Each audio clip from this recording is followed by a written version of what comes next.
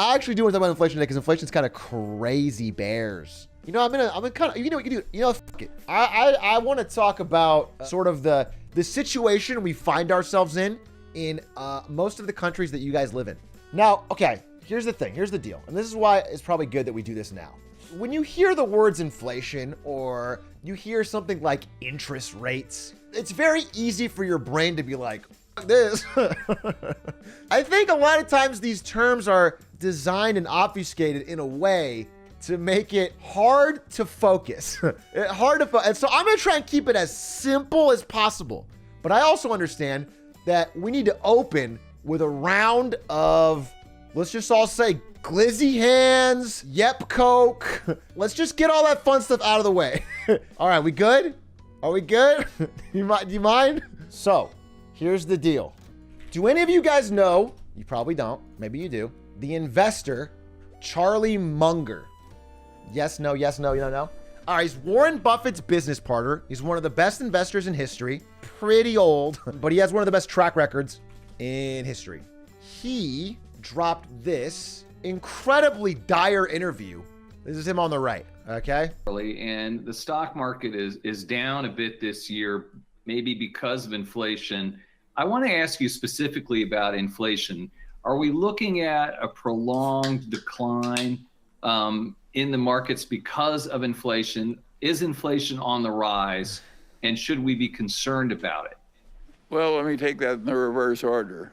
Inflation is a very serious subject. You can argue it's the way democracies die. When democracy dies in Latin America, inflation is a big part of it. So it's a huge danger once you've got a populace that learns it can vote itself money. Listen to that phrase, though. Listen, there's a lot of knowledge in this guy. I know he's like a walking corpse. I get it. But let's pull out some of the things he's saying. Number one, this is how democracies die. Number two, once a population learns they can vote themselves money. Okay? That is key. We're going to get to that in a second. Let's finish off his thing, though. If you look at the Roman Republic, even after they went to an empire with an absolute ruler, they inflated the currency steadily for hundreds of years. And eventually the whole damn Roman Empire collapsed. And then this guy tries to get him to talk in lighter news. So the interviewer's like, wow, that's dark, the collapse of society. And so he goes, is it something investors need to be worried about, specifically when it comes to growth stocks right now? This guy's, let's talk about fucking Zoom stock, dude. It's like, what are you talking about hundreds of years of collapse? I want to talk about if fucking, is Facebook going up, bro? Well, I think the safe assumption for an investor is that over the next 100 years, the currency is going to zero. Wow. Long pause and a wow. I love that Charlie Munger at age 98 is thinking in 100-year timelines. This guy fucking, he wants to talk about anything else. He wants to talk about anything else than Charlie Munger telling him the world's going to collapse. But okay, look, maybe he's a little too doom and gloom, but I want to talk about what he said here real quick, which is basically that rampant inflation is one of the biggest causes of societal unrest because any savings that the middle class has accumulated becomes rapidly worthless. So let's take a look at this chart right here. This chart right here is the amount of money.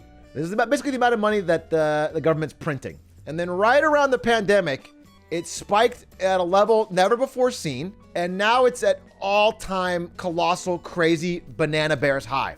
Let me back up a little bit. So when the housing crisis, 2007, when the great financial crisis happened, we were set for a pretty big depression. And what stopped it was the government just printing a bunch of money, basically doing massive bailouts, flooding the market with free money. And it worked. And unfortunate thing about that working is that we haven't stopped that strategy since.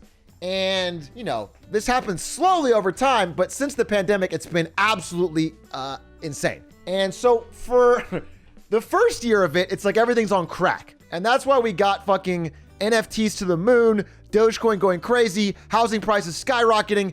But the hangover effects of that is that money starts to become less valuable per dollar. That's inflation. And so we're starting to get the highest recorded inflation ever. It's happening like crazy. Now I want to explain real quick. So I want to explain very simply, basically, when you hear interest rates, like the government sets interest rates, it's hard to figure out what that means or what's going on. Interest rates are based. So imagine this is the Federal Reserve. It's just a big pile of infinite money.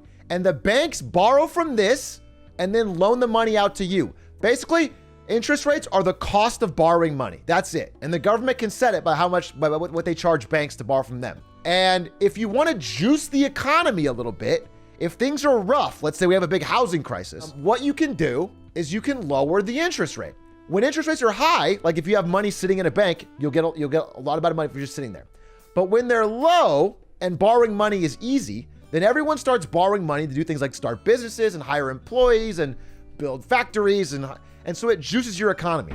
The problem is when interest rates are low, you can't just stash your money in a bank and make money. So you can see over the past, 30 years, the government has been continually lowering interest rates to try and juice the economy. And then after 2008, they basically dropped them to zero. Money is essentially free to borrow. So right about now is when it's starting to get, because we did so much in the past year. Interest rates were zero. We printed a fuck ton of money and the dollar started to be worth less and less. And so you're faced with two choices. To get inflation back under control, they have to raise interest rates. And the second it becomes more expensive to borrow, companies start collapsing, companies that were like basically shoddily run zombie companies. Yeah, our entire economy is basically running on credit and debt. And so every single administration knows that there's a problem, that inflation is starting to get worse and worse and worse. But they also know that if they are the ones to pull the plug on the party, their whole party loses. That it's basically hot potato. And so they've been passing this back and forth, and just every time they get in power, they print a bunch of money to make everybody happy and do things. So the second someone stops printing money, they turn off the spigot. They stop buying the bad debt. They stop printing money. They start raising interest rates. We're going to have a recession. There's like no way around it. There's going to be a recession, if not a depression. The unfortunate thing for Biden specifically is that it looks like it's finally happening. It looks like the chickens are coming to roost. And so he's sort of getting hit with this no-lose situation, which is where they're in this real catch-22 where the hot potatoes landed here and they can either raise interest rates, collapse the economy, destroy people's pensions, make a real estate worth way less. And so if you tank it, you will lose the election, guaranteed. Or you can print a bunch more money to band-aid it and keep inflation hot and kick it down the road. But the problem is that won't work either, because everyone's so mad about inflation that it looks like the Democrats are about to get absolutely swept in the midterms. And so what they're trying to do is talk a big game about how hard they're going to be on inflation while actually not doing very much about it at all. Because if they actually do anything, it's a collapse. And on the other side of it, if you look at even more zoomed out crazy lens, this is the US national debt. It's $30 trillion. The payments on this debt are now one of the biggest parts of the yearly government budget. And one of the best ways to make this debt not a problem is to inflate the currency so much that it's not worth as much. So if you inflate the currency enough, your debt is worth less. The actual what it's actually amount is worth less. And so we're running into a situation where the only way the US can reasonably afford all of the debts that it owes, not just on the national debt, but on Social Security, etc., is to make the amount they owe worth less. So it's kind of a no-win that's all starting to hit right now. Do you think this will increase the value of my Shiba coin? Yes. So that's the whole point. Everything I'm saying today is all to say that Shiba coin is the greatest investment. Thank you for bringing that up. Yes. This whole discussion all goes back to Shiba coin, which is what I was trying to say. Can we print more money? So we already are. We already are printing an insane amount of money just to keep this fucking ship going. But we'd have to print some kind of absurd amount on top of this, and that would only further cause the problem. Zoomers are the clutch or kick generation. Yeah, bro. It's all on you guys. I love that. I love that. That's actually a good idea. How about us millennials, anyone in chat? Let's just do what the boomers did and kick the can. The clock is running out. We might barely make it, and we can punt it to them, and then they can clutch or kick. This is actually sounding really good. I think if we let President Jake Paul fix it,